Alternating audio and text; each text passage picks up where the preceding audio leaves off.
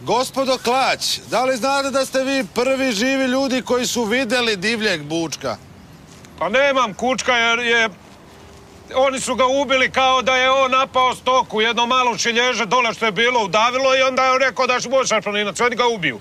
To je radio Mitrović. Ne, nego bučka, gospodine Klać, bučka divljeg. A bučka divljeg, da, nema divljeg bučka više. Nema nigde divljeg bučka više, ne može da se nađe. Ima domaći, ovaj što uzgaja, ali to nije to, više ga ni ne koristimo.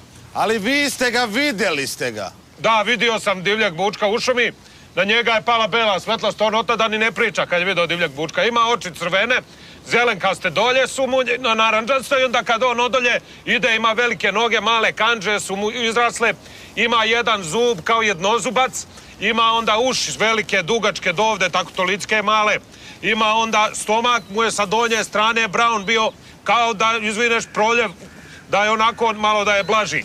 Ali vaš brat ga nije video. On je vidio svetlost, ga je rasturila. Kako mislite ga je rasturila svetlost?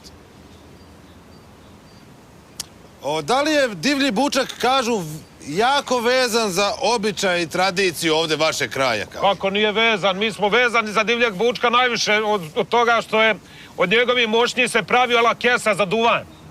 To je moj stric, recimo, on je bio majstor za to. Po 100 moćnica, oni njihovih on otkine i u to se pakuje duvankesa se zvala.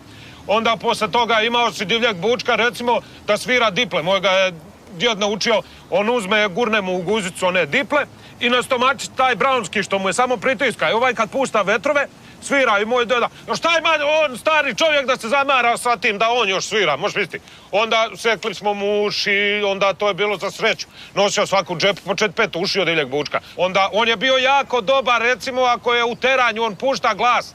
To je kakav glas pušta on? Glas pušta, Milane, kakav glas pušta kad je u tjeranju?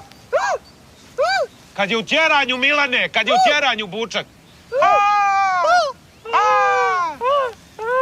To nije uopšte kao domaći bučak, on samo skiči.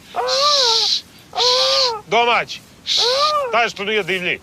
Onda smo mu sekli nokte, babe stavljale u kavu, posle vraćale sa tim kome bi donelo sreću u ljubavi, da bolje stoji muškost, da izvineš, da bude tvrđa. Onda smo mu uzimali, razumiješ, glavice im sekli, pa sušili, pa to kuvali kompot. I odjednom ga nestade kao da ga je neko pobio.